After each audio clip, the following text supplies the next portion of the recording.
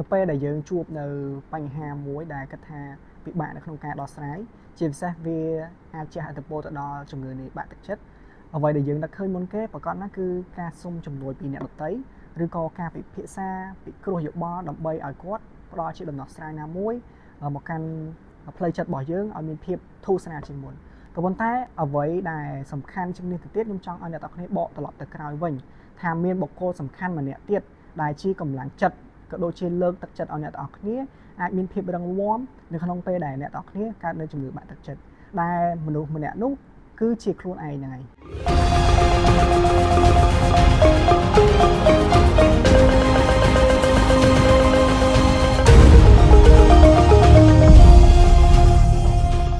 ជំរាបសួរខ្ញុំបាទឈ្មោះប៉ុនបញ្ញាជាអតីតនិស្សិតដែលបានបញ្ចប់ការសិក្សាមកពីសាកលវិទ្យាល័យបេធីអន្តរជាតិមុខជំនាញគ្រប់គ្រងទេសចរនិងបដិសណ្ឋារកិច្ចថ្ងៃនេះខ្ញុំពិតជាមានសេចក្តីសោមនស្សរីករាយដែលមានឱកាសនៅក្នុងការចែករំលែកជាបទពិសោធន៍ក៏ដូចជា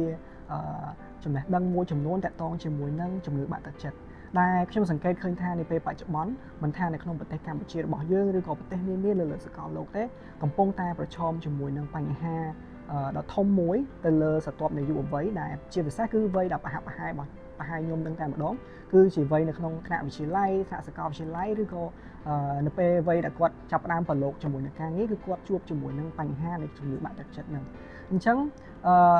តកតងជាមួយនឹងដំណោះស្រាយយើងរកឃើញនៅវិធីដោះស្រាយច្រើនហើយតកតងជាមួយនឹងមូលហេតុដែលធ្វើឲ្យជំងឺបាក់ទឹកចិត្តនេះកើតឡើងក៏វាមានច្រើនដូចគ្នាក៏ប៉ុន្តែថ្ងៃនេះការចែករំលែករបស់ខ្ញុំគឺតកតងជាមួយនឹងតើអ្នកណាដែលជាបុគ្គលសំខាន់នៅក្នុងការលើកទឹកចិត្តឲ្យខ្លួនយើងអាចឆ្លងផុតឬក៏ឆ្លងកាត់ទៅលើភាពលំបាកនៃជំងឺបាក់ទឹកចិត្តនឹងបានអ្នកទាំងគ្នាដូចជាខ្ញុំលើកឡើងនៅខាងលើអញ្ចឹងនៅពេលដែលយើងពិបាកចិត្តឬក៏ជួបបញ្ហាដែលយើងគិតថាពិបាកនៅក្នុងការដោះស្រាយគឺយើងតែងតែរត់រកអ្នកដទៃដើម្បីឲ្យគាត់ផ្ដល់ជាដំណោះស្រាយឬក៏អាចផ្ដល់ជាគំនិតណាមួយដើម្បីធ្វើឲ្យយើងអាចចាប់ផ្ដើមដោះស្រាយបញ្ហារបស់យើងបានក៏ប៉ុន្តែអ្នកទាំងអស់គ្នាដូចជាគេតែងតែនិយាយថាខ្សែបើសិនជាអ្នកណាអ្នកចងអ្នកនោះជាអ្នកស្រាយទៅអញ្ចឹងអត្ថន័យនៃពាក្យហ្នឹងគឺអត់ពិបាកនៅក្នុងការយល់ទេទៅអត់យើងគ្រាន់តែស្ដាប់ទៅគឺគេនិយាយន័យចំតែម្ដងបើសិនជាអ្នកណាអ្នកស្រាយ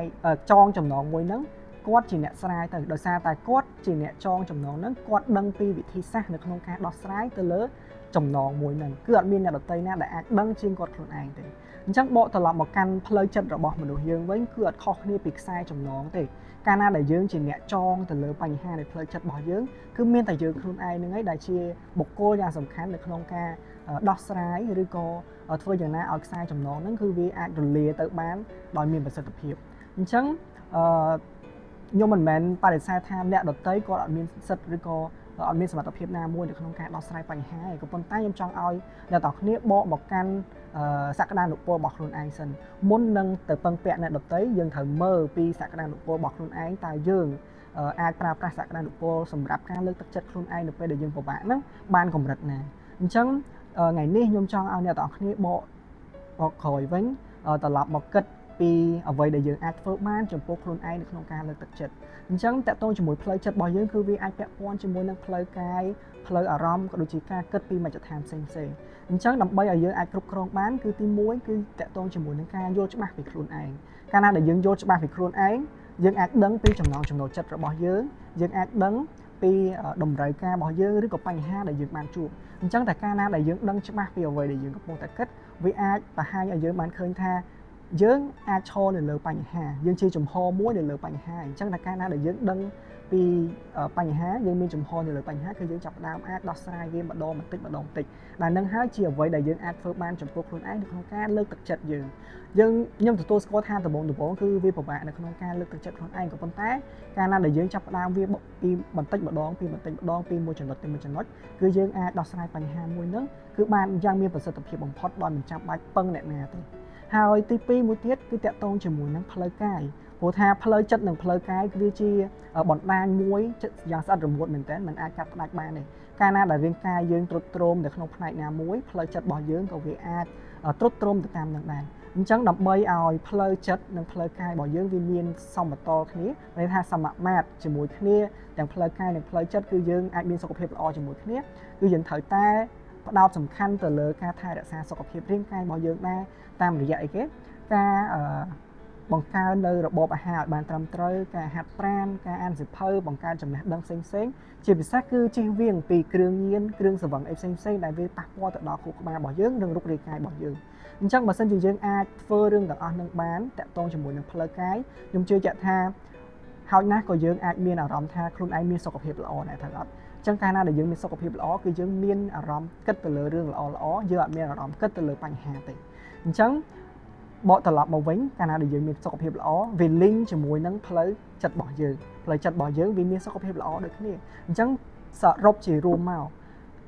រឿងពីរហ្នឹងទាំងផ្លូវកាយនិងផ្លូវចិត្តគឺសិតសឹងតែជាអ្វីដែលយើងអាចធ្វើបានចំពោះខ្លួនឯងអញ្ចឹងគឺវាអត់ខុសទេដែលគេនិយាយថានៅពេលដែលយើងបាក់ទឹកចិត្តគឺមានតែយើងខ្លួនឯងហ្នឹងឯងដែលជាបុគ្គលសំខាន់បំផុតនៅក្នុងការលើកទឹកចិត្តខ្លួនឯងនិងផ្ដល់កម្លាំងចិត្តឲ្យយើងមានភាពរឹងមាំឆ្ពោះទៅមុខជានិច្ចហើយជាចុងក្រោយខ្ញុំក៏ចង់ឲ្យអ្នកទាំងគ្នាបកត្រឡប់មកកាន់ការយកចិត្តទុកដាក់លើខ្លួនឯងវិញព្យាយាមស្រឡាញ់ព្យាយាមគិតរឿងវិជ្ជមានឲ្យបានច្រើននិងជៀសផុតពីជំងឺបាក់ទឹកចិត្តទាំងអស់គ្នាព្រោះថាក្នុងនាមយើងជាយុវជនមួយគឺយើងមានតួនាទីសំខាន់នៅក្នុងការអភិវឌ្ឍប្រទេសជាតិអញ្ចឹងយើងអត់មានតួនាទីណាដើម្បីទៅបំផ្លាញចិត្តខ្លួនឯងទេយើងត្រូវជាបុគ្គលដែលរឹងមាំទាំងផ្លូវកាយនិងផ្លូវចិត្តអញ្ចឹងព្យាយាមស្រឡាញ់ខ្លួនឯងថែរក្សាខ្លួនឯងទាំងសុខភាពផ្លូវកាយនិងផ្លូវចិត្តនិងជៀសឲ្យផុតឲ្យឆ្ងាយពីគ្រឿងញៀនទាំងអស់គ្នាខ្ញុំបានមានប៉ុណ្ណេះនៅសម្រាប់ថ្ងៃនេះពីខ្ញុំបាទបញ្ញាសូមអរគុណនិងសូមជម្រាបលាជួបគ្នានៅឱកាសក្រោយទៀត